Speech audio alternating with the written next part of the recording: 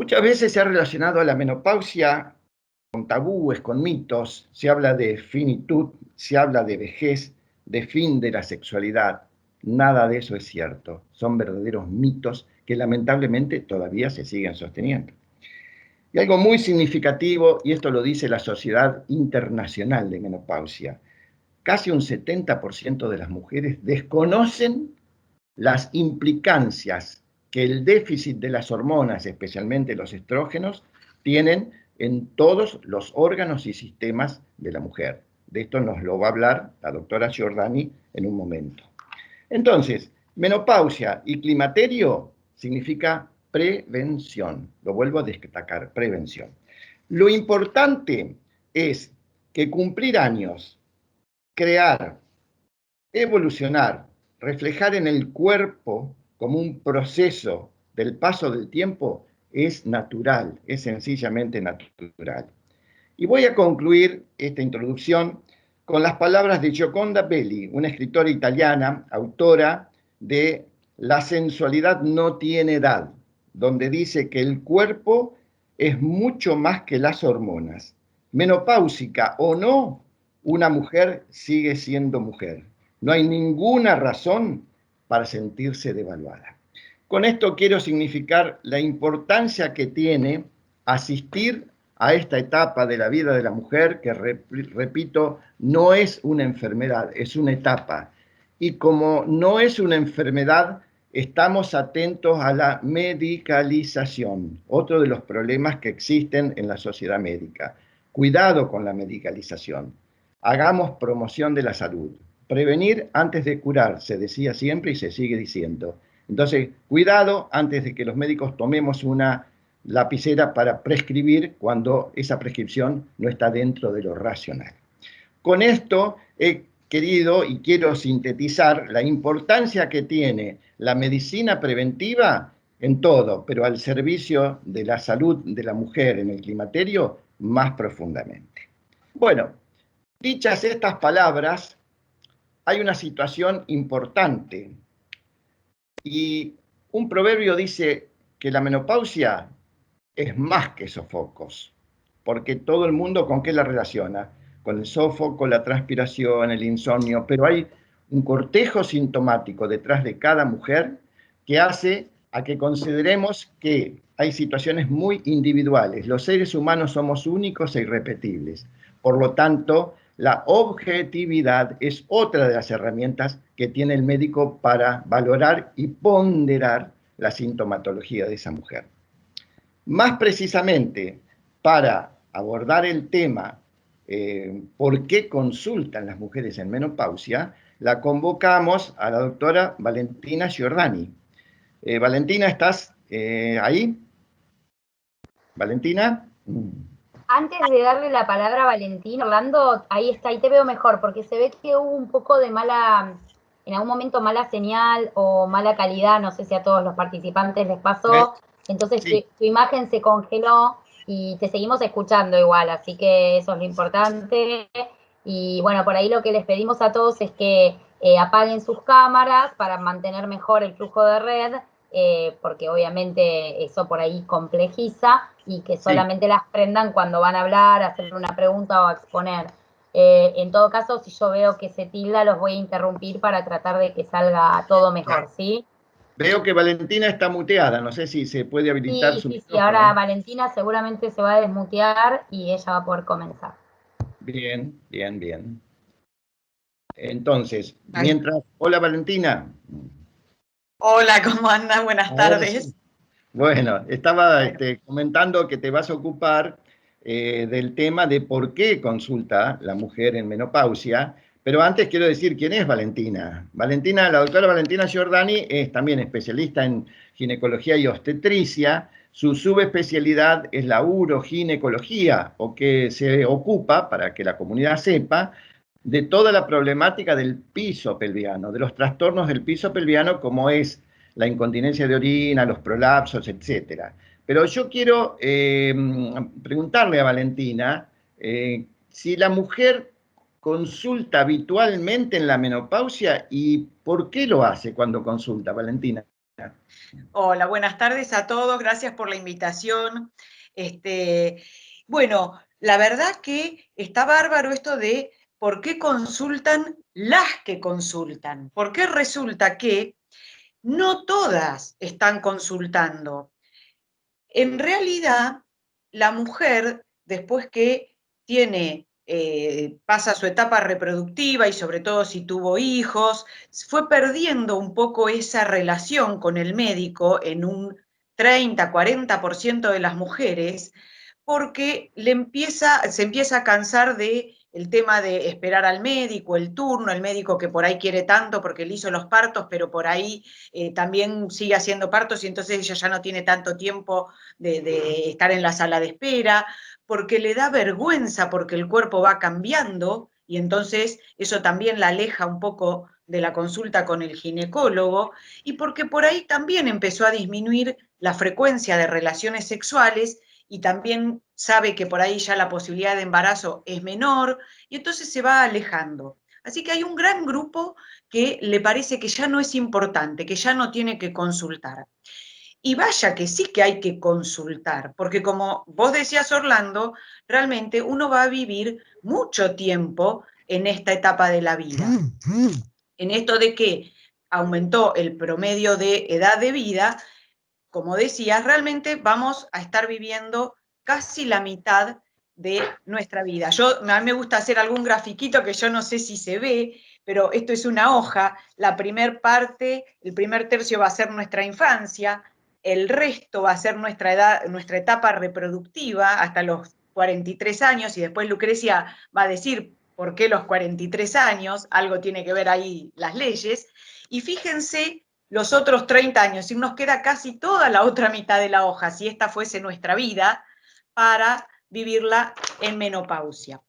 Entonces, en toda esta etapa que vamos a tener que vivir, la primera pregunta es, ¿por qué vivimos en menopausia? ¿Todas las especies de mamíferos seguimos viviendo en menopausia? Bueno, ¿saben que no? Que solamente hay 3 o 4 especies de ballenas que viven 3 o 4 años después de la menopausia. Es algo exclusivo nuestro. Y ahí viene la pregunta de decir, ¿será que genéticamente estamos preparados para vivir tanto? ¿No será que las cuestiones sociales, socioculturales, económicas nos han hecho vivir tanto tiempo? Y sí, el agua potable, la calefacción, las vacunas, todo lo que hemos ido creando nos ha hecho muchos más años después de la menopausia. Entonces, por eso tenemos que consultar, porque todos esos años que le hemos agregado a nuestro cuerpo mamífero, los tenemos que ir ayudando con la medicina y, como decías vos, Orlando, siempre tratando de estar un paso antes, previniendo. Y ahí entonces el sofoco está bárbaro, porque el sofoco nos sirve para que vengan y consulten, porque el sofoco molesta. Y cuando el sofoco aparece, los médicos tenemos que saber que el sofoco es más allá que apantallarnos. El sofoco está avisando de que hay las venas y las arterias pueden estar contrayéndose, o de hecho se están contrayendo, por eso nos viene el calor, y con eso es posible que nos estén avisando que a lo mejor haya riesgo cardiovascular. Ustedes saben que las mujeres tenemos el mismo porcentaje de infarto y se ve que los varones, una vez que entramos en menopausia, pues ya los estrógenos no nos protegen.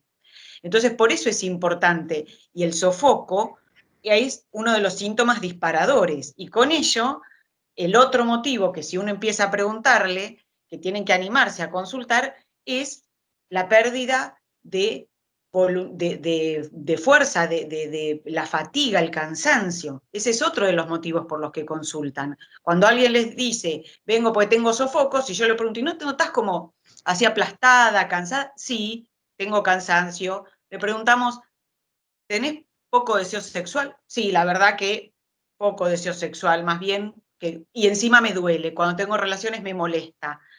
Bueno, todos esos son los motivos de consulta.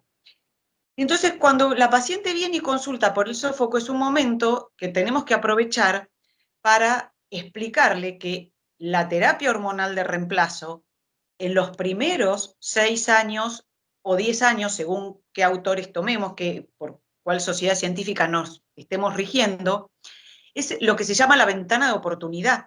Si nosotros hacemos una buena clasificación de esa paciente, vemos qué estatus hormonal tiene, vemos qué necesidades tiene, vemos qué factores de riesgo tienen, probablemente la estemos beneficiando si la tratamos con terapia hormonal de reemplazo a su medida dentro de estos primeros 6 o 10 años. Así que no sé si más o menos te va respondiendo Orlando. Muy bien, esto Valentina. ¿Por qué consulta? Perfecto, muy bien, porque tomaste a Darwin de entrada cuando hiciste la comparación con las otras especies, me pareció excelente, y subrayaste algo que a veces los médicos no tenemos en cuenta, que es el cansancio. La mujer reiteradamente nos dice, doctor, estoy cansada, no soy como antes, además de las modificaciones somáticas que hiciste mención. Y ahora yo te pregunto, llega la mujer, está en menopausia o transitando su climaterio, y en el caso tuyo, con tu subespecialidad de uroginecología, te dice, doctora Giordani, me da vergüenza decirle, pero yo me hago pis, hago toso y me orino. Hago fuerza, me orino y tengo relaciones y me orino. ¿Y cómo enfocamos ese problema? ¿Qué le sugerimos a esta paciente? Bueno, ahí lo que primero siempre, lo que a mí me encanta decir es, bueno, cuando la paciente abre, es decir, cuando abro la puerta y le digo a la paciente que pase y tome asiento, lo que primero tenemos que hacer es estar mirando, hay que mirarla toda la paciente. Entonces, ver si esa paciente está con sobrepeso, si está con trastornos en la marcha, es decir, todo el estado general, tratar de siempre mirar a toda la persona. Ver si esa paciente puede tener algún riesgo de diabetes, porque tal vez tenga sobrepeso, preguntarle si tuvo bebés muy grandotes, si aumentó mucho durante el embarazo. Entonces todo eso me va a ir orientando y voy a hablarle y voy a plantear lo que son las medidas higiénico-dietéticas, es decir, le voy a proponer que acomode su peso si es que está con algunos kilos de más, que no lo tome como que es normal porque estoy en menopausia, entonces el cuerpo me cambia. Sí cambia, pero no por eso voy a estar con 10 kilos de más. Eso hay que tratar de insistir. Entonces, bajar de peso, hacer actividad física, que la actividad física para no terminar de romper, para que se entienda, ¿no? El piso de la pelvis tiene que ser trabajos tónicos, no de impacto, y obviamente después de hacerle un examen ginecológico vamos a ver qué grado de trofismo tiene, es decir, si ya está, para que se entienda, sequito el tejido, si tiene atrofia vulvovaginal, lo que ahora se llama el síndrome genitourinario, que es esa mujer que tiene dolor con las relaciones sexuales, sensación de cistitis, o sea, como de infección urinaria. Entonces vamos a tratar de mejorarle el nivel de estrógenos en la zona local. Si no puede usar estrógenos, hay un montón de alternativas, desde láser, desde emulsiones, aceite de coco, ácido hialurónico, y eventualmente después veremos si se beneficia con alguna cirugía antiincontinencia o alguna medicación antiincontinencia, según las características de cómo sea esa pérdida de orina. Muy bien, Valentina, realmente muy exhaustivo y muy detallado toda tu exposición, sobre todo porque has hecho una descripción abarcativa de qué le pasa a la mujer. Entonces, yo rescato algunas de las cosas que dijiste, y esto va para la audiencia, cuando la doctora habla de factores de riesgo. Acá yo subrayo algo importante. Los ginecólogos somos los médicos de atención primaria de las mujeres, o somos los médicos de cabecera. Siempre digo, yo soy músico, y se acuerdan de las claves que había, sol, do, fa, si, y nosotros actuamos y contestamos en clave de sí. ¿Me va a hacer un Papa Nicolau? Sí. ¿Me va a hacer un análisis? Sí. O sea, tenemos el sí fácil, pero por lo tanto, condicionado lógicamente, no una medicina directamente al acecho ni por prescripción, sino como racionalmente debe hacerse. Quiero decir con esto, los factores de riesgo, hipertensión, diabetes, incremento de peso, obesidad, léase, antecedentes heredofamiliares de cáncer de mama, de cáncer de colon, de cáncer de ovario, que tanto hoy se está pesquisando, hay que tenerlos muy en cuenta. Y a la hora de realizar, si es necesario, una terapia de reemplazo, como dijo muy bien la doctora Giordani, ahí directamente evaluaremos, como dije al principio de la charla, en forma individual qué tipo de terapia es acorde para cada situación. Cada mujer es distinta a otra y es la realidad diferente la que las hace. Por lo tanto, el perfil clínico y el perfil oncológico son fundamentales a la hora de decidir una prescripción en la medicina del climaterio. Y dos cosas más importantísimas. Cuando ingresa la mujer, tener en cuenta su tensión arterial, si es posible pesarla y si es posible tener 1 centímetro y tomarle el perímetro de la cintura, que es el predictor del llamado síndrome metabólico que tanto habrán escuchado hablar. Bueno, agradezco muchísimo tu participación y ahora pasamos a un tema muy importante. La mujer pasó la barrera de los 40, entró en la transición menopáusica, que así se denomina la etapa hasta tanto se defina el fin de los ciclos, o sea, menopausia como tal. ¿Y qué ocurre? La mujer viene por 2 motivos de consulta. Uno, diciéndonos, mire doctor, mis ciclos son irregulares, yo necesito regularizar, no me interesa tanto, pero me interesa cuidarme. Y ahí está el tema de la anticoncepción. Algunas, un buen porcentaje, consulta por la anticoncepción en la menopausia, donde el médico sabrá, así como puede indicar una terapia de reemplazo, sabrá qué metodología de anticonceptiva recomendarle a la mujer con los mismos factores de riesgo que habíamos mencionado unos minutos antes. Pero un grupo que diría que es importante y creciente, una cuestión social o psicosocial y cultural, nos dicen, no tuve hijos o tengo una nueva pareja y los tuve, pero quiero volver a ser madre. Entonces le vamos a pedir a la doctora Lucrecia Forestieri, que es especialista en ginecología y medicina reproductiva, y bueno, y es mi hija, lo tengo que decir, cosas de papá. Te pregunto, Lucre, a la hora de que esta mujer ingresa en la transición a la menopausia, ¿es fin de la fertilidad o no lo podemos decir como que es fin de la fertilidad? No, en absoluto. Yo siempre digo que siempre hay algo para hacer, pero la realidad es que a los 35 años ya la función reproductiva empieza a caer, o sea, la capacidad de concebir empieza a disminuir. El otro punto de corte son los 38 años, porque ya los óvulos empiezan a... la gente dice, sí, envejecer. ¿Envejecen por qué? Porque empiezan a tener alteraciones cromosómicas y por eso, más que importante que la cantidad, es la calidad, como en todo, ¿no? Pero bueno, justamente en la función ovárica es lo más importante. Y después de los 38 años, cada vez se hace más difícil quedar espontáneamente embarazada. También por técnica de reproducción asistida, las tasas van empeorando, o sea, los resultados no son tan buenos como antes de los 35 años. Y llega el momento que, bueno, a veces preguntan, ¿es normal nosotros tener 42, 43, 45, 47 y estar acá? Y después se dan cuenta que yendo a un centro de reproducción, la mayoría de los pacientes tienen esa edad.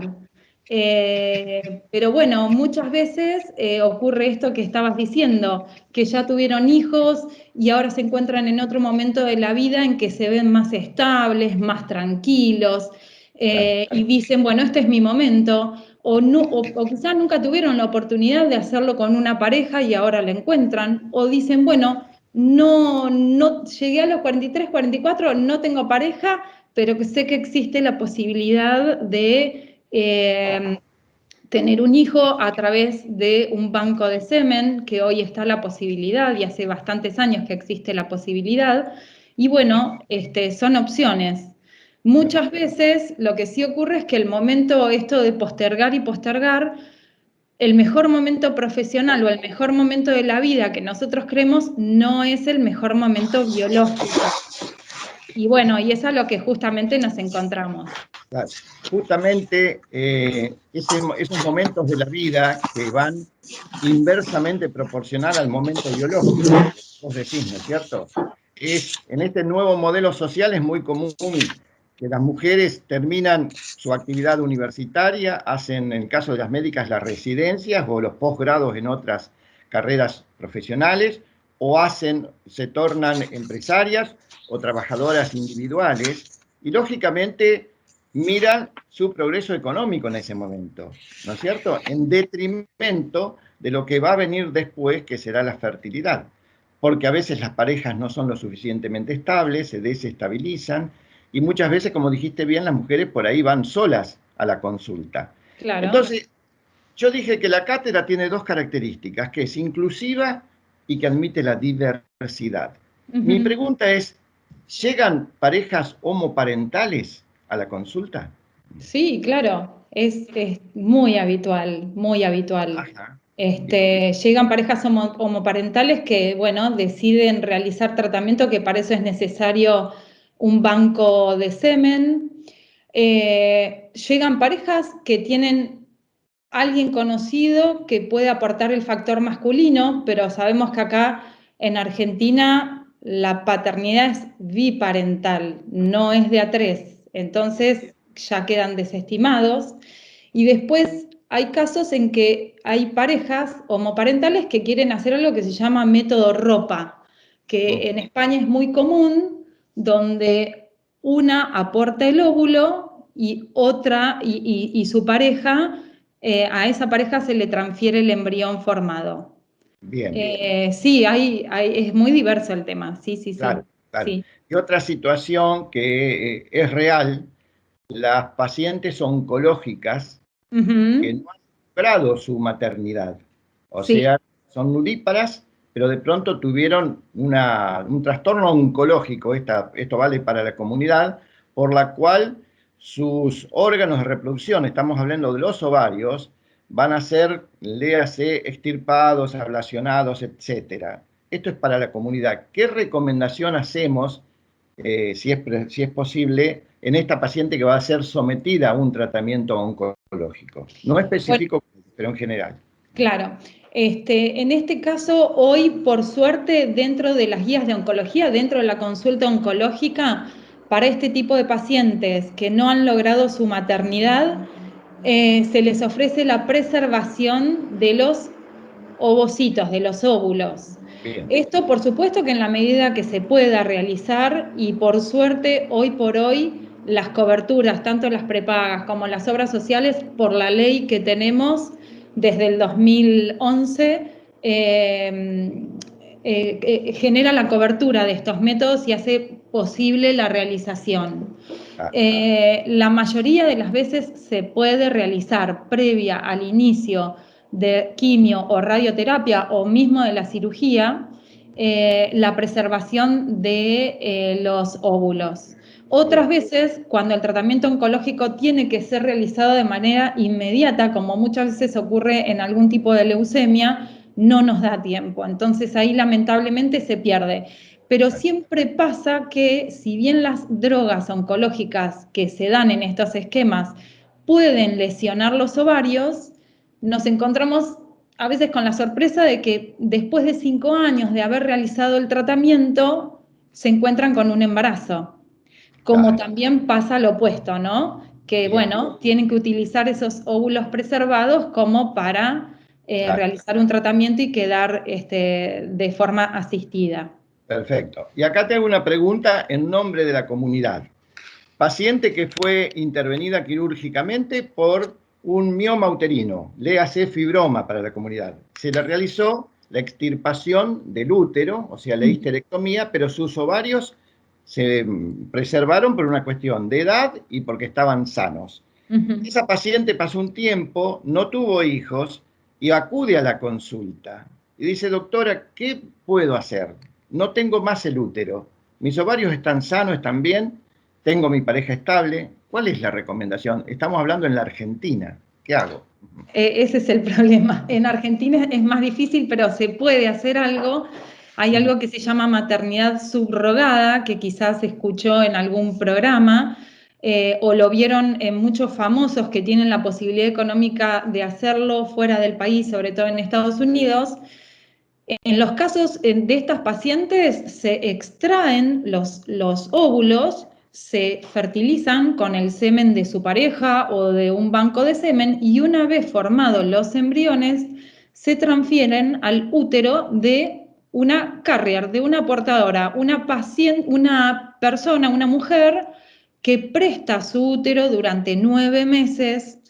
Que esto, bueno, es muy diverso de acuerdo al país. Hay países que lo tienen muy aceitado y sobre todo legislado. Acá en Argentina no está prohibido, pero tampoco está legislado. Entonces nos vemos frente a ese problema.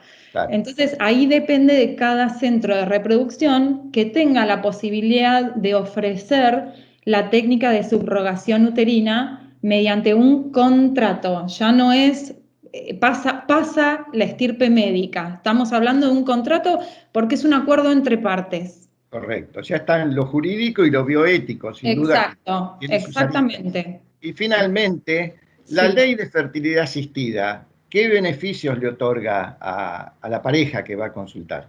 Bien, la ley, tenemos bueno, una ley nacional y una provincial que apuntan básicamente a lo mismo. Están vigentes desde el año 2010 la ley provincial y desde 2011 la ley nacional. Cubre, le da cobertura de 3 tratamientos de baja complejidad, o sea, inseminación intrauterina, la colocación en el momento de la ovulación de semen a través de una cánula muy finita, que es un procedimiento que se realiza en consultorio, y de 3 tratamientos de alta complejidad, que son la fertilización in vitro y el ICSI, en el caso de que tengamos un factor masculino severo. Ovodonación, que es justamente cuando las mujeres ya llegaron a una etapa en que sus ovarios no producen más óvulos o por la edad, la calidad hizo que no generaran una buena respuesta, se les ofrece este tratamiento que es la ovodonación, donde una donante, una mujer anónima de entre 20 y 30 años, se somete a la estimulación ovárica para que sus óvulos sean captados y donados a quien necesita.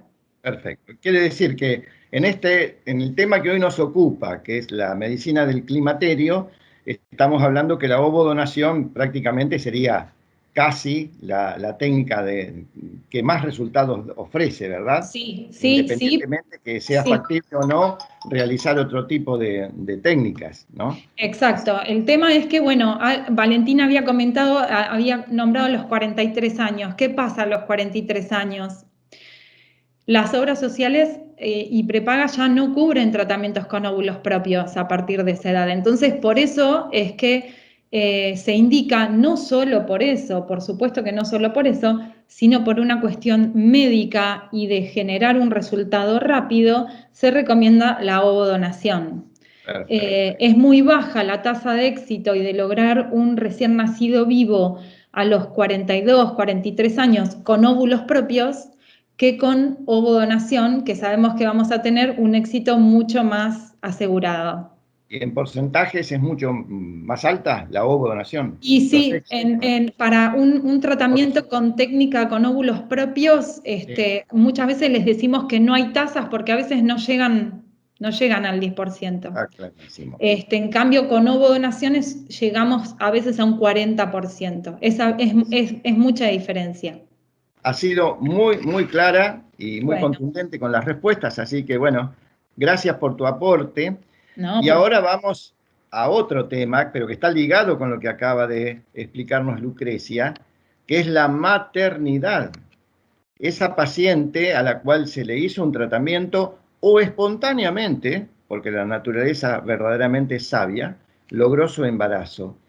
Y de eso va a hablar nuestro amigo el doctor Alfredo Uranga. Alfredo es especialista en obstetricia y medicina perinatal y es profesor consejero de nuestra Cátedra Libre de Medicina de la Mujer.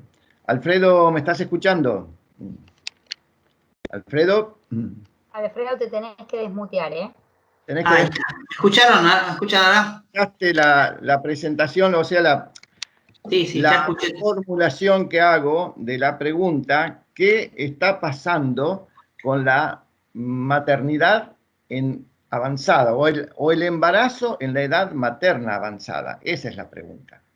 Bueno, mira, Orlando, muchas gracias al Centro de la Mujer, muchas gracias al Departamento de Docencia del Hospital Italiano por la invitación y por concurrir en esta mesa de tan excelentes profesionales. Yo te diría que hace una pequeña introducción. La edad es un antecedente biosocial, demográfico, que nos permite identificar en distintos momentos del ciclo vital de la mujer factores de riesgo. En la niñez, en la adolescencia, en la vida adulta y en la vejez.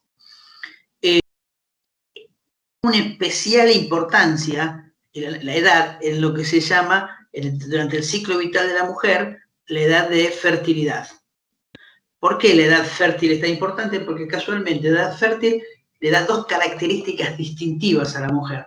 Una, la capacidad de ovular, y la otra, la posibilidad, consecuentemente por esto, de quedar embarazada.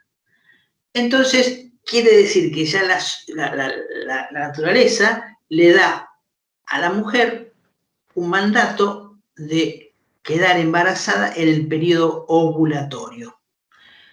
Eso generalmente vemos que puede ser a partir de su primer menarca, ya a los 13, 14 años, hasta su última menstruación, que puede ser de los 43, 40 y pico de años. ¿Qué pasa? En los dos extremos de la vida sexual de la mujer, tanto en la adolescencia, este periodo llamado menores de 19 años, y el periodo avanzado, biológicamente avanzado después de los 35 años, se comienzan a ver algunos factores de riesgo que aparecen. O sea, eso llámese probabilidad de enfermar o morir. La curva epidemiológica de malformaciones congénitas y de enfermedades se lo llama una U. O sea, aumenta la frecuencia en la adolescencia, baja durante su periodo reproductivo y vuelve a subir en la edad avanzada. Son diferentes. La adolescente tiene mayor probabilidades fundamentalmente sociales, porque fundamentalmente la embarazada tiene la posibilidad de quedar embarazada, pero generalmente la adolescente no tiene la contención social necesaria para la crianza de su bebé y los cuidados del embarazo.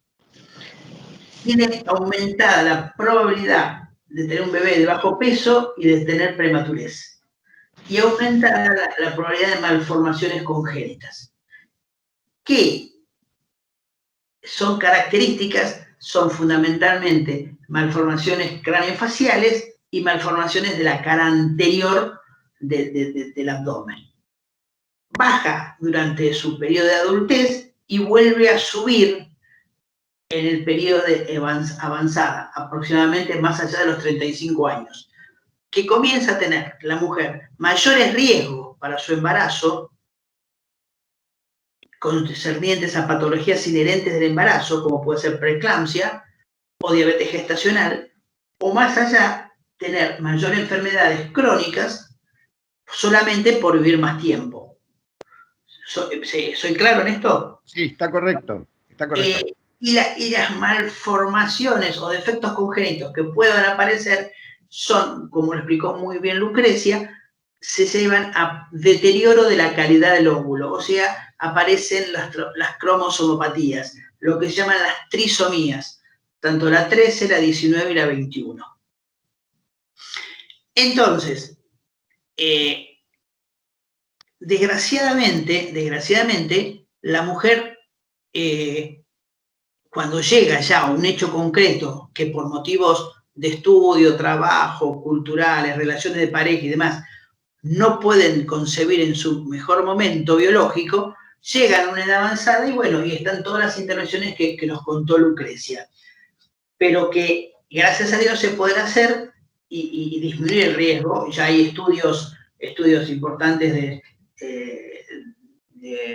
genética, preimplantatorios, o una vez que está embarazada, analizar el ADN fetal en sangre materna, pero que indudablemente conllevan un costo muy elevado, tanto para financiadores de la salud como para la gente en forma particular.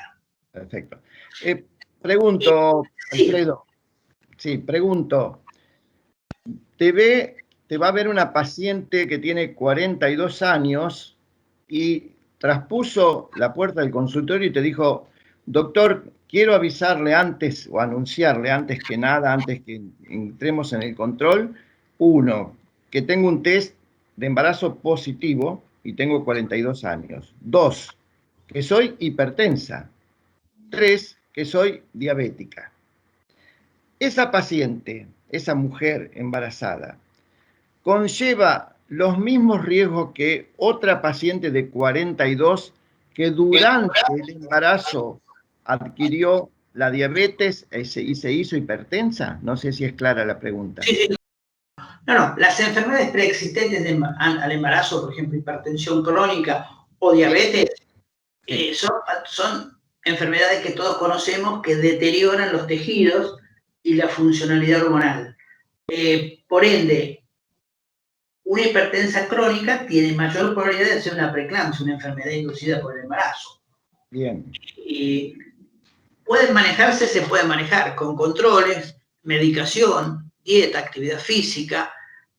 Podemos manejar el tema durante la edad. Pero digamos, si uno tuviese que pensar en asesoramiento preconcepcional, a una mujer hay que decirle, no dejes pasar tu etapa de tu ciclo biológico para quedar embarazada y también enseñarle al adolescente cuáles son los riesgos de asumir una actividad sexual sin educación sexual y sin prevención.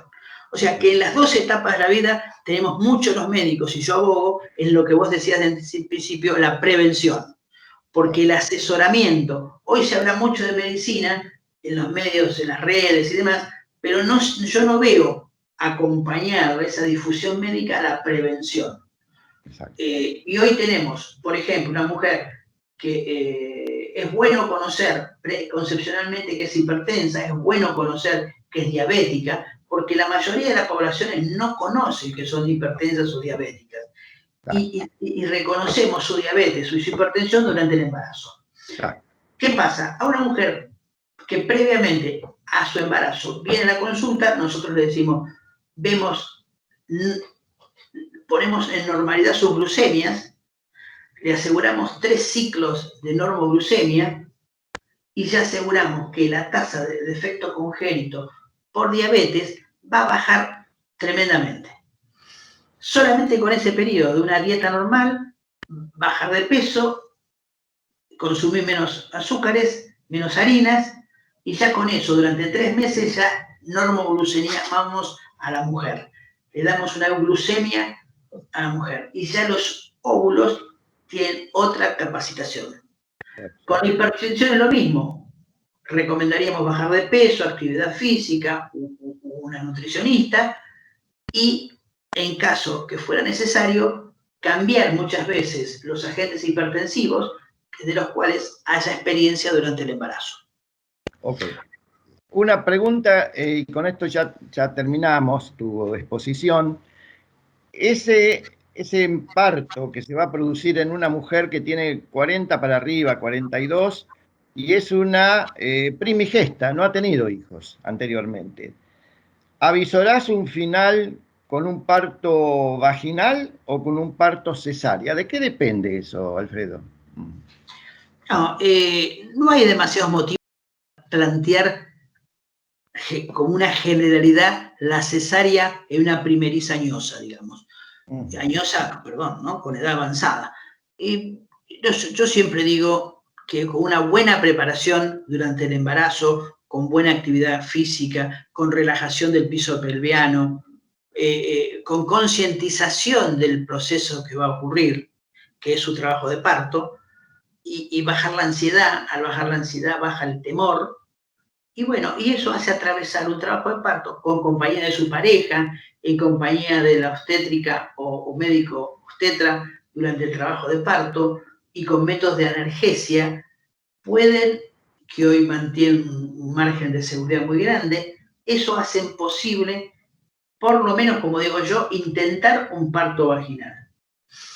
Y como siempre, si el parto se genera en un parto estacionario o vemos que no, por algún motivo se enlentece su trabajo de parto o aparece algún indicador de que es mejor cambiar la vía del parto, ahí indicaremos la cesárea. Por supuesto que estos partos no pueden ser atendidos en cualquier lugar como cualquier parto. Ningún parto puede ser atendido sin las condiciones básicas y necesarias para la atención de cualquier emergencia, tanto materna como feto-neonatal. Pero más de estas mujeres que tienen un riesgo un poco más elevado, como habíamos hablado, deben ser controladas en instituciones donde sean maternidades seguras y centradas en la familia. ¿Qué quiere decir esto? Seguras porque tienen todas las posibilidades de tratamiento de actuar sobre emergencias que puedan ocurrir tanto en la madre como en el bebé. Y centradas en la familia porque está basado en un acompañamiento y una centralidad en la mujer, un empoderamiento en la mujer, más allá de la medicalización médica. Ok. Y finalmente, ¿cómo está planteado las tasas de mortalidad materna en el embarazo en edad materna avanzada? Bueno, sí, las curvas de mortalidad, tanto maternas como feto-neonatales, aumentan pasados los 40 años. ¿Por qué? Ya te digo, porque hay mayor probabilidad de preeclampsia. La preeclampsia es la primera causa de muerte materna en los países subdesarrollados. La probabilidad de tener una hemorragia puerperal también es importante por la falta de contractilidad del útero, sobre todo en úteros que tienen tejido colágeno entre sus fibras musculares, o sea que le impide eso tener una buena contractilidad del útero. Bueno, ese tipo de cosas, de todas formas, en maternidades seguras se pueden controlar muy bien eso, simplemente por eso.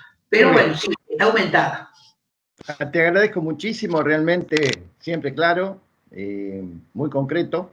Gracias por la exposición. No sé si la doctora Krakover está conectada, no veo que no. Le íbamos a hacer algunas preguntas o la íbamos a escuchar en lo que es la sexualidad en la menopausia. Otro de los temas que a veces tabúes, pero no lo son para nada. Y hay un axioma básico: sexualidad es igual a salud sexual. La salud sexual es parte de la calidad de vida de la mujer, de toda su vida, de todas sus etapas. Y en la menopausia, o al menos en esta etapa del climaterio, como dijimos, 40 a los 65 o más años, el motivo es motivo de consulta. Y cuando no es motivo de consulta, el ginecólogo está entrenado, está capacitado para hacer una buena anamnesis. Para la comunidad esto es una buena historia clínica.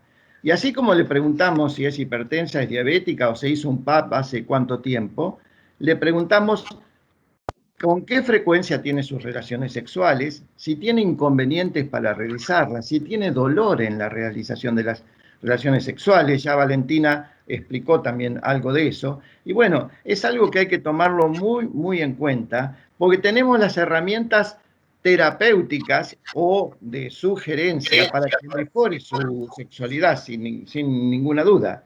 Y para eso, una de las características con la que más nos encontramos frente a un examen en una mujer que está en esta transición es la falta del impacto de los estrógenos en su aparato genital. Eso se denomina atrofia urogenital. Así como yo le pregunté a Valentina si había algunos trastornos urinarios en esa etapa, los hay en la vagina. Entonces, son mujeres que nos dicen que tienen dolor durante la relación sexual, eso se llama dispareunia, y a veces con el aporte de una simple pomada, de algo local, mejoran notablemente esa molestia. Y también hay que escucharlas y saber referirlas al terapeuta en determinadas situaciones cuando hay un conflicto de pareja, trastornos en la genitalidad. Por eso es muy importante explicarle que la sexualidad no es solamente genitalidad.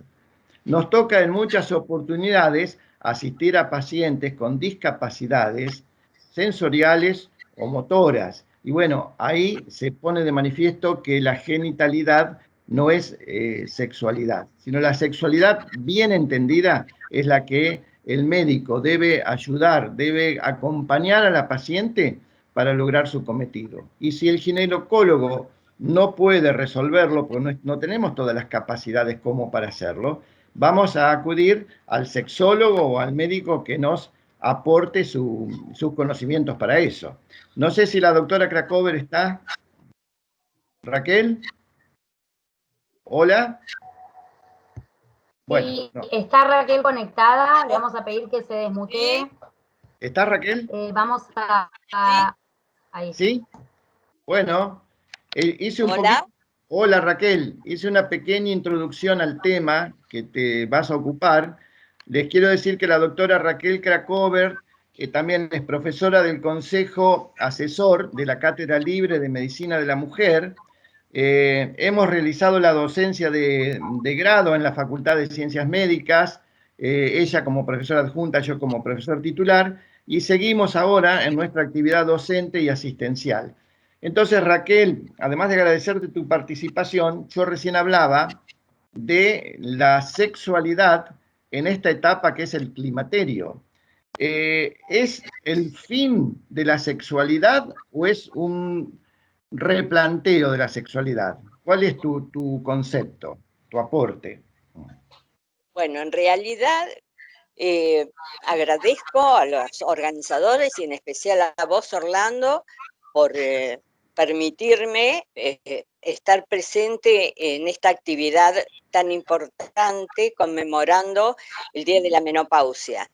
Yo te contestaría que la sexualidad en general tiene muchas connotaciones, no se habla mucho, no se dice mucho, pero en realidad yo te diría que hay un gran desconocimiento y ese gran desconocimiento, sobre todo en esta etapa de la vida, hace que todos, y en especial la sociedad, crean mitos y estereotipos que son la base de la discriminación de las mujeres.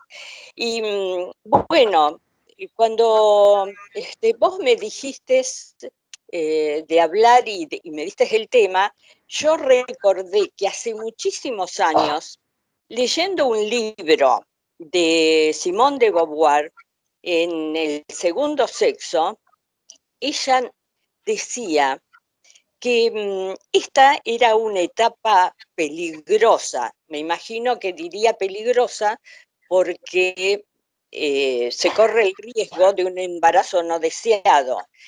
Y decía que en realidad se caracterizaba por trastornos orgánicos, pero que se agravaban estos por el valor simbólico que tienen y que esas molestias, más que provenir del cuerpo, esa angustia, provenían en general del drama moral.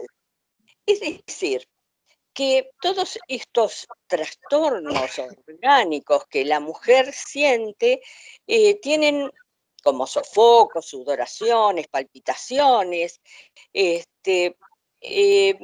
crean cierta angustia, aparecen las primeras arrugas, las primeras canas, hay flacidez muscular, las mamas están menos turgentes. Todo esto hace que aparezca algo como una angustia en la mujer que en realidad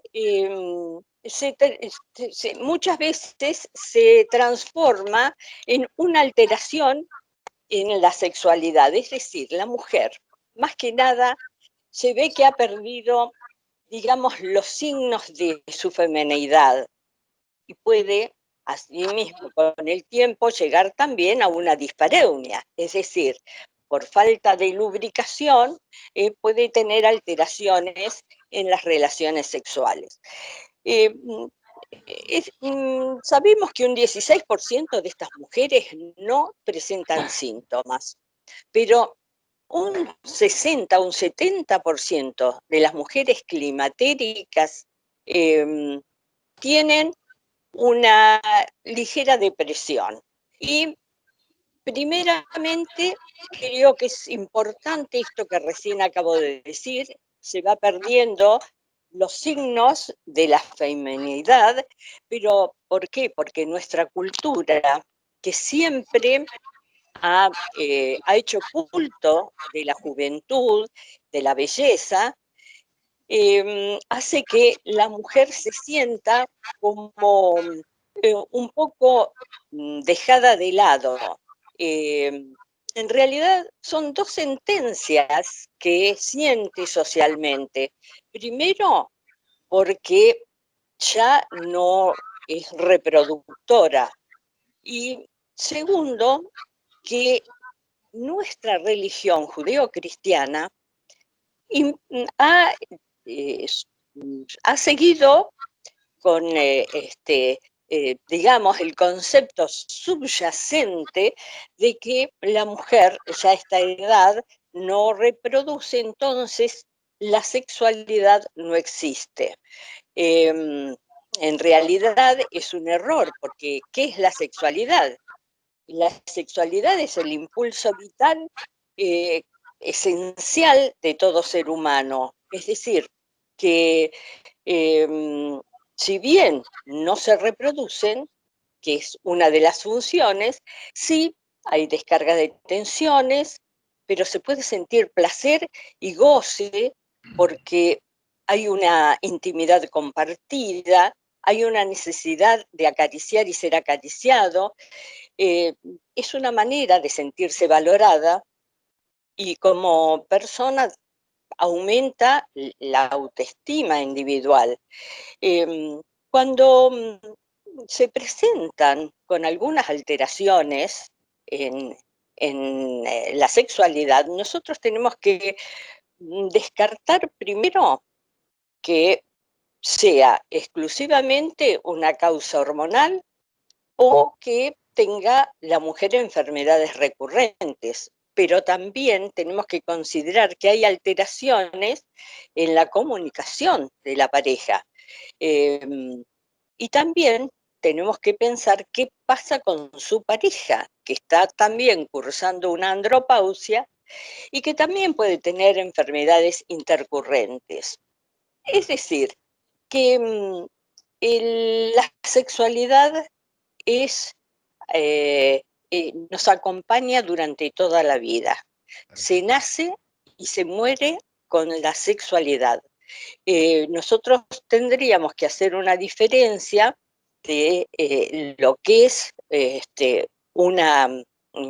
un coito que es parte del proceso que lleva a la reproducción. Y todo lo demás somos, es decir, poder ejercer la sexualidad con libertad es todo un derecho. Cuando nosotros vemos o nos consultan por alguna disfunción, es real. Si bien el tratamiento es multidisciplinario, nosotros necesitaríamos contar con una asistencia sexual. En muchos países están reglamentadas las asistencias socialmente sexuales. Pero bueno, yo creo que es importantísimo el conocimiento, porque con el conocimiento vamos a derivar los mitos y los estereotipos de estas mujeres, de nuestras mujeres, y tenemos que reconocer que la sexualidad no es solo la reproducción, y poder ejercerla libremente nos llevaría a una mejor calidad de vida tanto a la mujer como al hombre y como a la sociedad. Excelente el relato, Raquel, realmente muy, muy claro, de lo que yo deduzco que salud sexual es calidad de vida, salud sexual es un derecho, sin ninguna duda, y salud sexual tampoco es genitalidad. Acá viene la pregunta que yo en la introducción al tema planteaba la situación de las personas con discapacidades o con capacidades diferentes y la sexualidad. ¿Cuál es el enfoque o cuál es tu concepto? Mirá, hoy les dije que todas las personas tenemos el derecho de ejercer la sexualidad libremente. La sexualidad es un todo, debemos pensar que todas pueden, la sexualidad es un todo y es única, pero la pueden ejecutar de diferentes maneras, es decir, cada individuo, sea heterosexual o de la orientación sexual que sea, la va a ejercer como pueda, como quiera. Es importante saber que acá hay dos órganos que son fundamentales. Uno es el cerebro y la otra es la piel, que es el órgano de la percepción. El hombre, mujer, necesita de la caricia, de sentirse querido, de sentirse respetado, reconocido, y no necesariamente se tiene, según las discapacidades, no necesariamente tiene que haber un coito con introducción peniana. Muchas veces la genitalidad puede llevar al orgasmo y llegar a una satisfacción. Depende mucho de las distintas discapacidades la forma de reaccionar. Pero, como hoy les decía, el cerebro es uno de los órganos sexuales de mayor importancia, por lo tanto, la imaginación y la creación en la sexualidad es muy importante. Y entonces hay que enseñar muchas veces a la gente discapacitada a poder gozar y a respetar ese goce también. Perfecto. Raquel, realmente muy, muy buena la ponencia y nos has dejado una enseñanza más que fundamental sobre el concepto de sexualidad versus genitalidad y remarcar esos dos sitios que el cerebro y la piel, la importancia que revisten a la hora de hablar de salud sexual. Muchas gracias por tu presentación. Bueno, vamos a ir a la última ponencia del día de la fecha, que va a estar vinculada a lo que es la promoción de la salud. ¿De qué manera hacemos la promoción de la salud en esta etapa, que es el climaterio? No sé si está conectado Horacio Prasilio. Horacio. Sí, Horacio está conectado. Ahí le damos Horacio. La palabra a Orlando. Sí, les quiero Horacio. avisar, antes de que arranque Horacio, que obviamente hay un montón de preguntas en el chat que después las podemos retomar y las vamos a responder todas al final. Así como, bueno, por ahí hay algún participante que levanta la mano, por ahí si quiere dejar la pregunta en el chat y la retomamos al final. Perfecto. A la audiencia les aclaramos que 19:30 está previsto el cierre, no podemos extenderlo más allá de 19:40, digo porque por ahí van a quedar preguntas sin responder, pero después las podemos hacer por otros medios.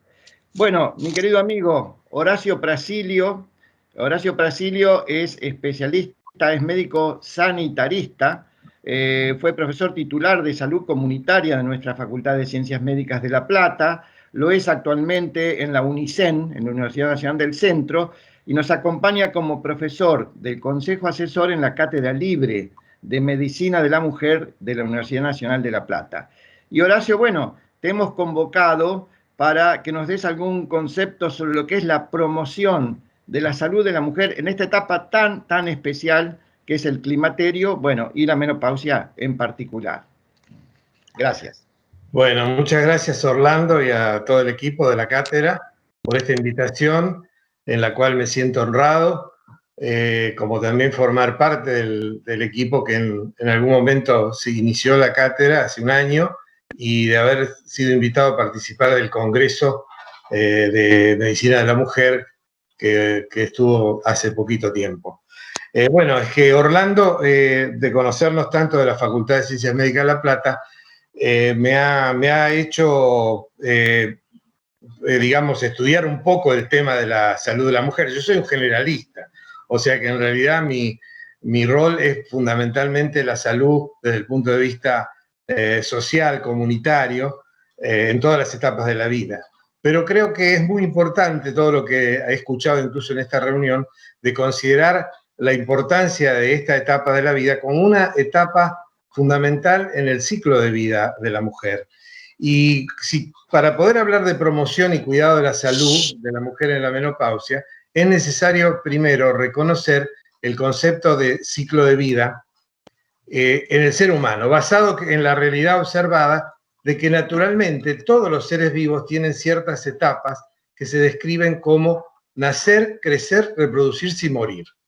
Y la aplicación de este modelo tan simple como natural a los seres humanos hace que, al menos en la cultura occidental, a veces se considera que luego de superar la etapa de reproducción, que coincide con la etapa de producción en general, solo nos queda esperar la muerte, más o menos rápido, olvidando que hay una última etapa que se llama envejecer. Y aún así, a veces el envejecimiento ya se considera como una especie de etapa terminal, sin reconocer que existe un envejecimiento saludable.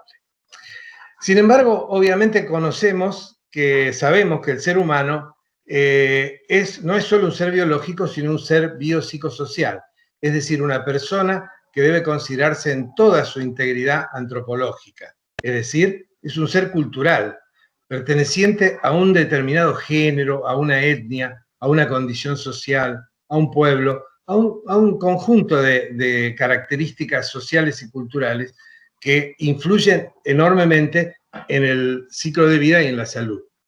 Y por otra parte, se reconoce cada vez más, y no solo desde una visión religiosa, la dimensión espiritual de la persona humana, es decir, que significa nada más y nada menos que su proyecto de vida. Por lo tanto, el ciclo de vida de la persona humana depende de un conjunto de determinados lógicos, sociales y culturales, pero también del sentido que cada uno le da a su propia vida, en el contexto de la sociedad y la cultura en la que nos toca vivir. La menopausia, o sea, el climaterio, es una etapa particular del ciclo de vida de la mujer, que aunque pueda significar el final de su etapa reproductiva, es el comienzo de una nueva etapa que ocupa, como dijo Orlando, casi la mitad o la tercera parte de la vida femenina, teniendo en cuenta la actual expectativa de vida de la mujer. Y como un ser biopsicosocial y espiritual, cada mujer define el propio sentido de su vida, y no siempre su finalidad está ligada a la función reproductiva. La menopausia es la etapa que deja abiertas las puertas al disfrute de una nueva forma de vida y de relación con las demás personas, y con la sociedad también. Es la plenitud de la madurez que dará paso luego a la etapa de persona mayor, etapa que cada vez se extiende más en la vida de la mujer. Esta nueva conceptualización de la menopausia, que ha sido motivo de las exposiciones anteriores, esto nos lleva a entender el fenómeno a la luz de importantes variables de carácter psicológico, social, cultural y fisiológico que explican y configuran la experiencia de las propias mujeres. Es decir, la experiencia de la menopausia es diferente para cada mujer y entre mujeres de diversas culturas o procedencias. Incluso una antropóloga, Margaret Lock, considera que los síntomas asociados con la menopausia pueden estar construidos culturalmente. Hacen falta más estudios cualitativos que reflejen la experiencia de diferentes culturas en torno a la menopausia, con un énfasis en la posmenopausia, periodo en el que las mujeres entran en una segunda edad adulta o de la tercera edad. Término que en general se está dejando de lado para referirnos a las personas mayores. Esto tiene que ver con algo que me interesa destacar respecto a la salud de la mujer en la menopausia y que en realidad tiene que ver con la relación entre menopausia y medicina. Desde el campo de la filosofía y la salud pública, se viene cuestionando desde hace mucho tiempo la gran influencia que ha tenido la medicina en la vida social. Lo que Michel Foucault ha denominado la medicalización de la vida, y que tanto nos ha mostrado nuestro colega y profesor de la facultad, el doctor José Alberto Mainetti.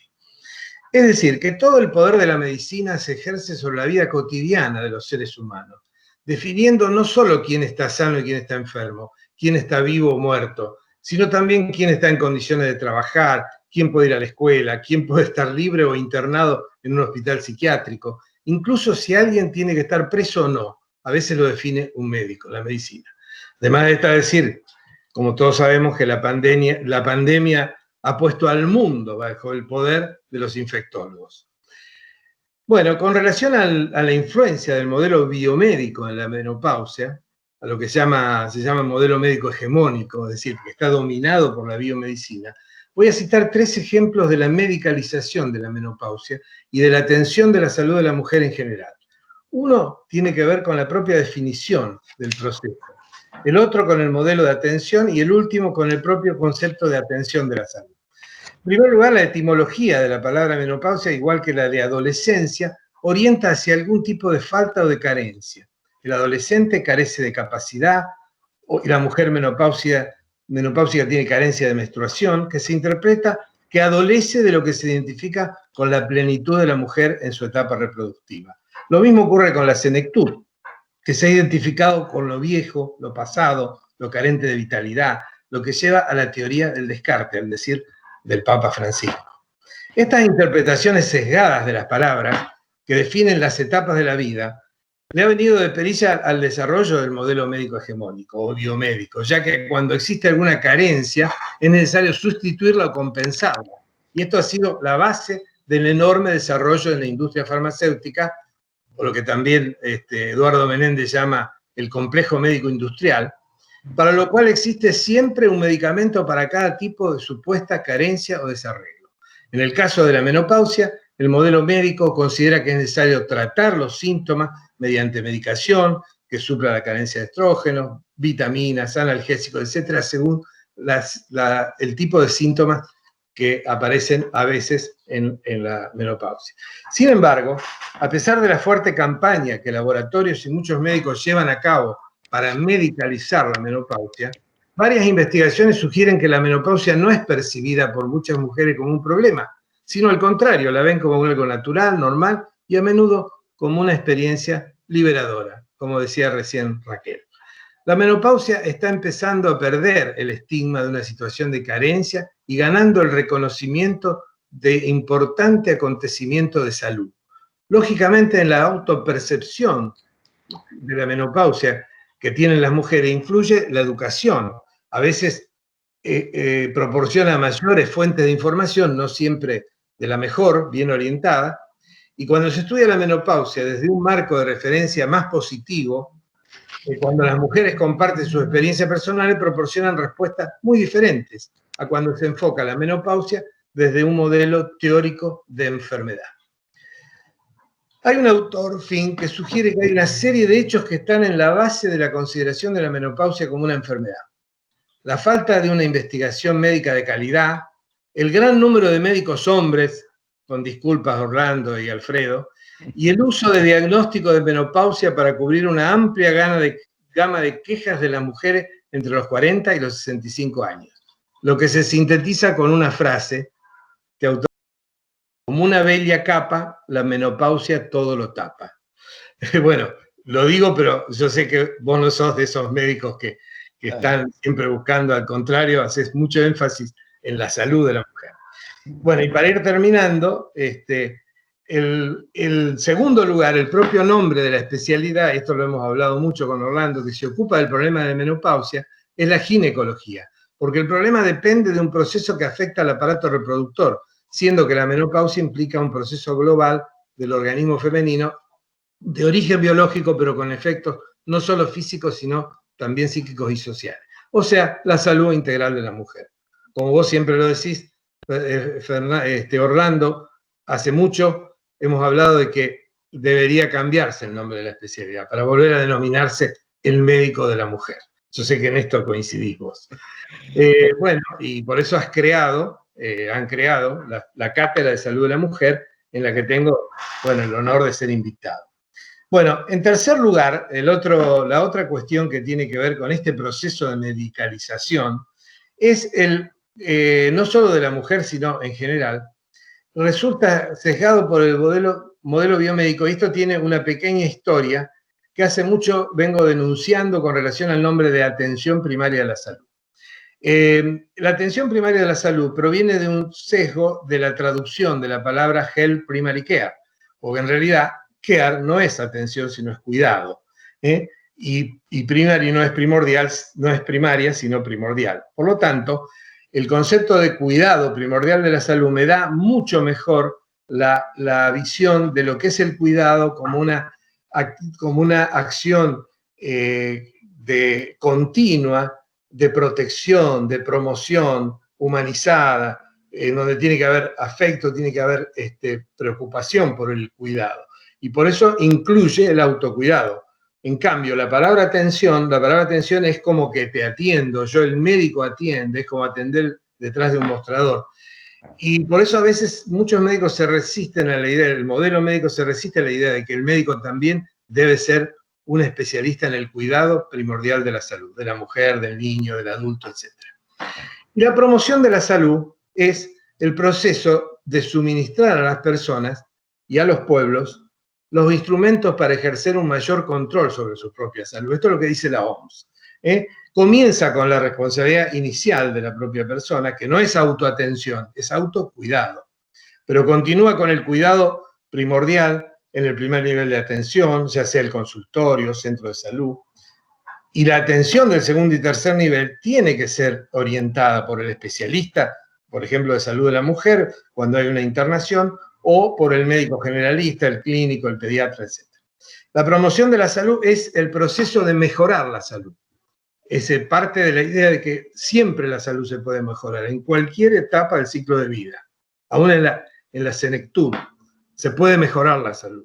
Esto lo hemos podido comprobar en el caso de esta pandemia, en donde las personas mayores fueron las que mejor asumieron esta situación de aislamiento e incluso han mejorado su salud haciendo actividad física, etc. Y las acciones son las conocidas, ya de la época de Hipócrates se recomendaba, que es la alimentación, la higiene, la recreación, los hábitos de vida, el trabajo. Bueno, en síntesis, la promoción y el cuidado primordial de la salud en la mujer menopáusica no es diferente de las acciones de fomento de la salud de las personas en general, a través de una alimentación saludable, actividad física frecuente, ausencia de hábitos tóxicos y también el control y cuidado de la salud integral, incluyendo el control de salud, control de factores de riesgo, del estrés, la salud sexual y la salud mental. Y para ello, el mensaje que nosotros insistimos mucho como profesores de la Facultad de Medicina es que los profesionales de la salud, en particular los médicos de la mujer en este caso, deben prepararse para cuidar la salud y no solo atender la enfermedad. Bueno, gracias, Orlando. Bueno, gracias, Horacio. Una muy excelente exposición y pormenorizada realmente, porque has hecho un enfoque, como dijiste de entrada, del generalista, pero muy bien adecuada a esta etapa que es la medicina del climaterio y en particular la menopausia. Y yo subrayo a tus conceptos de la medicalización, a la cual lógicamente uno pone sus reparos, por eso hoy hablábamos mucho de individualizar el caso para medicarlo, si justifica o no. No es tomar la lapicera y no someterse a la presión de la industria farmacéutica que tanto hace para que el médico sea un mero prescriptor. Hay que tener, digamos, sus reparos con eso y ser muy objetivo. Y subrayo con un término que es la prevención cuaternaria. Prevención cuaternaria es hacer lo que no se debe hacer. ¿Qué significa? Hay un viejo aforismo de Cochrane que dice, si a usted le indican una prueba, un estudio, y no fundamentan o no le explican por qué, bueno, directamente no lo indique o no lo haga. Eso decía Cochrane.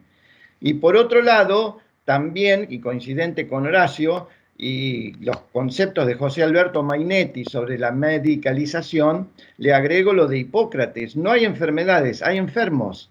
De modo que individualizar a cada paciente, a cada mujer, es realmente una oportunidad enorme. Por eso dije al comienzo de la charla, en la introducción, que la menopausia es prevención. No olviden que estamos asistiendo prácticamente a mujeres sanas. Somos los responsables de detectar si hay alguna anomalía, pero comenzamos pensando en que son mujeres sanas. Realmente, Orlando, lo que dijiste de Hipócrates, te agrego el primus non nocere. Tal cual, de nuestra época. Sí. Primero no dañar, que yo lo aprendí en la cátedra de obstetricia de la Facultad del Hospital. Claro, de ahí me quedó la frase y la he repetido 1000 veces a los estudiantes. Primero no dañar, que tiene que ver con lo que decías de prevención cuaternaria. Tal cual. Para la comunidad, les digo que en el viejo policlínico, en una vieja sala donde dábamos clases de la materia obstetricia, estaba al pie de la pizarra el aforismo primum non nocere. Nunca más vimos ese cartel. Desapareció y lamentablemente no lo volvimos a ver. Bueno, yo realmente quiero agradecer a todos los panelistas porque han sido tan profundas las exposiciones, en detalle, pormenorizadas, que realmente me resta darles el agradecimiento a cada uno de ustedes en cada una de las exposiciones que nos ofrecieron. Y preguntarle a la licenciada Mainetti si tenemos la posibilidad de responder algunas preguntas por el chat. Bien, yo les voy leyendo por orden de aparición, más o menos las preguntas, muchas son experiencias por ahí personales. De todas maneras, las voy a ir comentando porque todas tienen que ver seguramente desde la exposición tuya, la de Valentina y demás. La primera tiene que ver con una persona que dice, tengo 51 años y ya desde el año pasado he tenido menstruaciones irregulares con 6 meses sin regla. Ahora desde hace 67 días estoy sin regla y con sudoraciones excesivas de noche. ¿Puede ser que esté ya en menopausia? Los últimos estudios que tengo, las hormonas me salían normal. Esa es una pregunta. Es clarísimo lo que pregunta esta paciente. Sucede que las hormonas tienen una variabilidad en meses. En 2, 3 meses, esas hormonas que aparentemente estaban normal, seguramente ahora se alteraron. No digo que se vuelvan anormales, porque sería una normalidad acorde a la edad.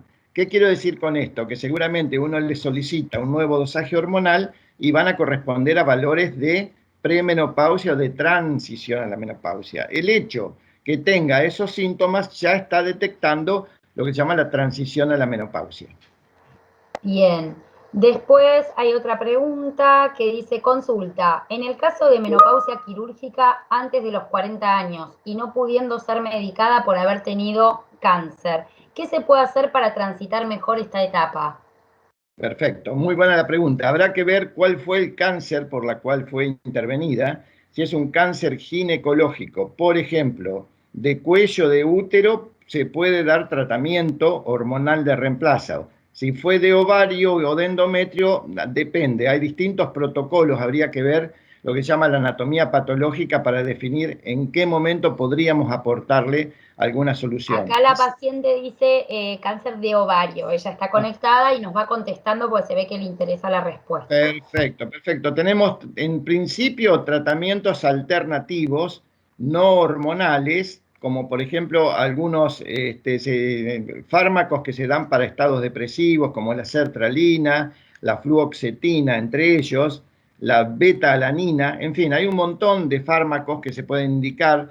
Tibolona es otro fármaco, y habría que ver, reitero, en detalle la anatomía patológica, es decir, el estudio de la biopsia, para ver o no la posibilidad de dar un estrógeno o progesterona.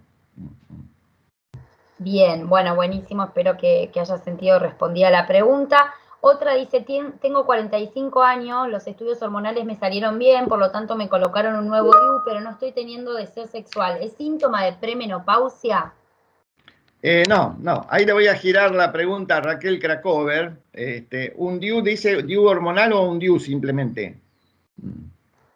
Simplemente DIU, no aclara. DIU. Raquel, ¿escuchaste? Estás muteada, Raquel, tenés que apretar el microfonito. Si me podría repetir la pregunta, Sí, por favor. dice, tengo 45 años, los estudios hormonales me salieron bien, por lo tanto me colocaron un nuevo DIU, pero no estoy teniendo deseo sexual. ¿Es síntoma de premenopausia? Bueno, yo le diría que no es en realidad el síntoma de premenopausia. Hay, o como hoy dije, hay muchos factores que influyen en esto que es el deseo, el sentir que ya no puedes seducir como antes, el entrar en una edad que ya no sirve, no es una persona capaz de cumplir con ciertos requerimientos sociales. En realidad hay muchos factores, sobre todo psicológicos, como hoy les decía, y sociales que influyen sin tener conciencia de ello. También tenemos que ver qué sucede con la pareja, qué pasa con las relaciones, digamos, las relaciones personales e interpersonales. Yo creo que más que la situación por la que está atravesando del climaterio es más psicológico, pero indudablemente tendríamos que hacer una consulta multidisciplinaria, porque no solamente el ginecólogo va a poder observar si tiene alguna otra de las enfermedades recurrentes o realmente es exclusivamente un proceso que tiene mucho de psicológico. Sí. ¿Otra pregunta, Virginia? Sí. Aguárdenme que les digo. Otra pregunta habla sobre, dice, el suelo pélvico lo trabajo con abdominales, por ahí para Valentina también. ¿Con abdominales hipopresivos está bien, Valentina? Hola. Sí, ¿se oye? Sí, sí. Sí, los ejercicios hipopresivos están dentro de los ejercicios que indicamos para rehabilitar el suelo pélvico. Todos los ejercicios de Kegel, yoga, los ejercicios hipopresivos son muy, muy útiles. La única cosa que hay que aclararle al paciente es que, como cualquier otro ejercicio, va a llevarle un tiempo, más o menos 1 mes y medio, en que empiece a ver los beneficios, y que los tiene que mantener, los tiene que repetir casi todos los días, como mínimo 4 o 5 veces por semana, como para que mantengan la eficacia. Pero sí está demostrado que la rehabilitación con ejercicios hipopresivos de Kegel o la yoga, que ayuda a la contracción de los músculos del piso de la pelvis, mejoran muchísimo la incontinencia urinaria. Bien, acá empalmo con otra pregunta que quizás también podés responder vos, Valentina, que una paciente dice: quedé con incontinencia al esfuerzo después de mi embarazo. Tengo 43 años y no tengo sobrepeso. ¿Cuál sería el tratamiento? Que por ahí también tiene que ver con esto, ¿no? Claro, por ejemplo, una de las cosas es ver el trofismo vaginal, esto que decíamos, el nivel de estrógenos que está teniendo, si no empieza ya con algún signo de que esté entrando en la declinación de la función de los estrógenos, y en la calidad de los músculos del piso de la pelvis. El primer tratamiento es ver el nivel de estrógenos, aunque ella no sienta sequedad vaginal, a veces se empieza a perder la elasticidad vaginal, y ayudarla con ejercicios, como decíamos recién, hipopresivos, de Kegel, yoga o biofeedback. Y si con eso no mejora, después de 3 meses de estar haciendo ejercicio en forma constante, ahí se puede proponer las cirugías antiincontinencia, el sling, bueno, las distintas cirugías que tenemos que andan muy bien. Pero el primer escalón es el ejercicio y 3 meses de ejercicio. Perfecto. Bien, gracias. Y después hay 2 o 3 preguntas que son similares, algunas muy personales, por ahí de consulta de paciente, que creo que serán por ahí más para una consulta profesional por ambulatorio. pero sí lo que veo es que hay muchas preguntas respecto a, bueno, la menopausia se puede tratar, o todos los síntomas que la menopausia da, los sofocos, todo eso se puede tratar. Se ve que hay mucha gente en la comunidad, obviamente en esta charla que es justamente para la comunidad, que no por ahí no sabe o desconoce que se puede tratar y que uno puede transitar mejor esa etapa. Entonces preguntan qué medicación, que te por ahí aclarar cuáles son las alternativas, en qué momento y a dónde consultar para ya ir cerrando con eso. Bien, bien. Sí, vamos a hacer una respuesta general diciéndoles de que sí, hay un montón de alternativas de tratamiento, reitero, cuando el tratamiento está indicado, reitero lo de la medicalización. Dos cosas, que sepan que las hormonas no producen cáncer, ese mito hay que derribarlo de una vez por todas, pero tampoco hay que indicarlas a quien tiene el cáncer en el que la hormona está contraindicado. ¿Qué quiero decir con esto? Que esa paciente debe ser evaluada, como señalamos al comienzo de la charla, la buena historia clínica, los detalles de sus antecedentes personales, familiares, antecedentes oncológicos, son los que nos van a dar las mejores herramientas a los ginecólogos y a los médicos en general para poder prescribir, aconsejar o persuadir algún tipo de medicación. Globalmente, los tratamientos de la menopausia son básicamente los tratamientos hormonales, los tratamientos alternativos, entre los que mencioné algunos medicamentos de tipo los antidepresivos, ansiolíticos, etcétera, y las hormonas bioidénticas. Es una incorporación de hace poco tiempo, que no hay demasiada evidencia científica, pero bueno, que las menciono. Y por otro lado, lo que se mencionó hoy muy bien, mejorar lo que se llama el estilo de vida. ¿El estilo de vida qué es? La alimentación, la actividad física, directamente los hábitos saludables, que los que van a redundar en qué? En una mejor calidad de vida para esta etapa que es el climaterio. No sé si queda alguna otra pregunta, Virginia. No, después hay una persona que recomienda una serie en Netflix, Grace, no me acuerdo ahora leo bien, que dice que por ahí aborda o enfoca muy bien toda esta problemática desde un enfoque quizás particular. Sí. Así que bueno, y algunas otras experiencias personales, pero todo relacionado a eso, ¿no? Bien, igual le agradecemos la sugerencia y también ponemos a disposición, estamos todos a disposición, vía correo electrónico o docencia, eso después vos lo determinás, para formular respuestas directamente, en algunos casos en situaciones muy particulares e individuales, donde lógicamente no vamos a hacer pública una respuesta o una opinión. Así que bueno, en síntesis yo quiero reiterar el agradecimiento a quienes nos acompañaron, a todos nuestros colegas de la Cátedra de Medicina de la Mujer de la Universidad Nacional de La Plata, al Hospital Italiano de La Plata, a Virginia Mainetti, que nos ha hecho este soporte y que lo viene haciendo desde que celebramos nuestro primer Congreso Internacional en agosto, con una tarea realmente titánica, a Marina Moró, que también nos ha apoyado en toda esta iniciativa, al equipo de comunicación del Hospital Italiano de La Plata. Y finalmente, y esta es una sorpresa que tenemos para todos, un pequeño cierre cultural. Hay un viejo aforismo que dice: quien solo medicina sabe, ni medicina sabe. Parece un juego de palabras, pero voy a lo siguiente. Personalmente soy un entusiasta no solamente de la medicina, sino del aspecto, como dijo bien Horacio Prasilio, biopsicosocial de la medicina. El médico debe ser un ser que se ocupe de la salud integral. Nosotros de las mujeres, otros lo harán del niño, otros del adulto, etcétera, etcétera.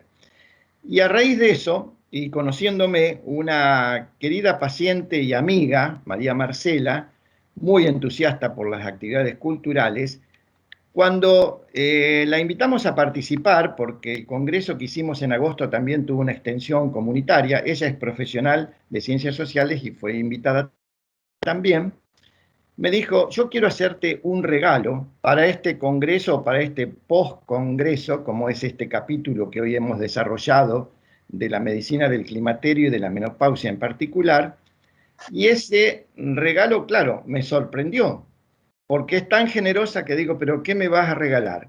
y me regaló lo que yo también recíprocamente regalé al Congreso y se los regalo a ustedes, se los transfiero a ustedes, y nos va a acompañar para este cierre Julia Senko con unas palabras y una canción que ella la va a presentar y que seguramente nos va a honrar a todos. Quiero decirles que les agradezco muchísimo, con un hasta siempre y muchas gracias por habernos acompañado. Hasta pronto. Me llamo Julia Senko, soy cantante, actriz.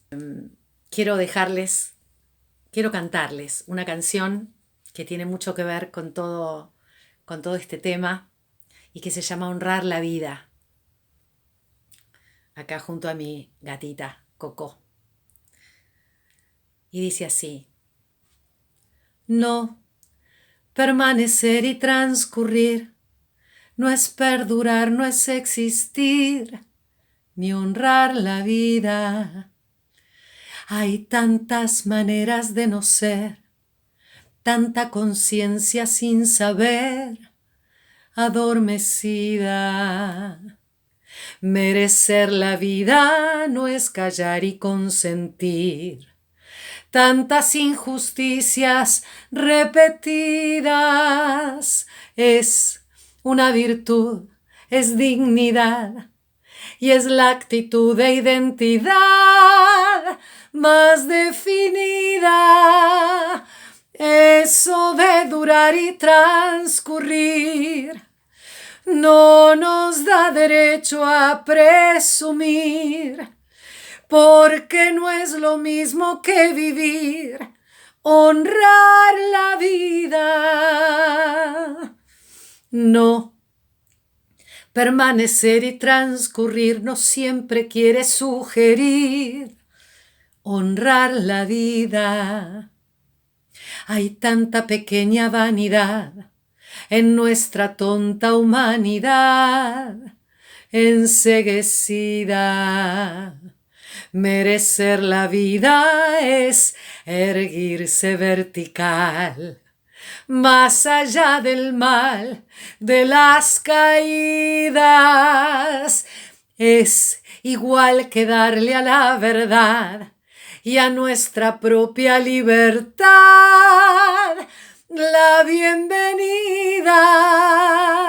Eso de durar y transcurrir no nos da derecho a presumir, porque no es lo mismo que vivir, honrar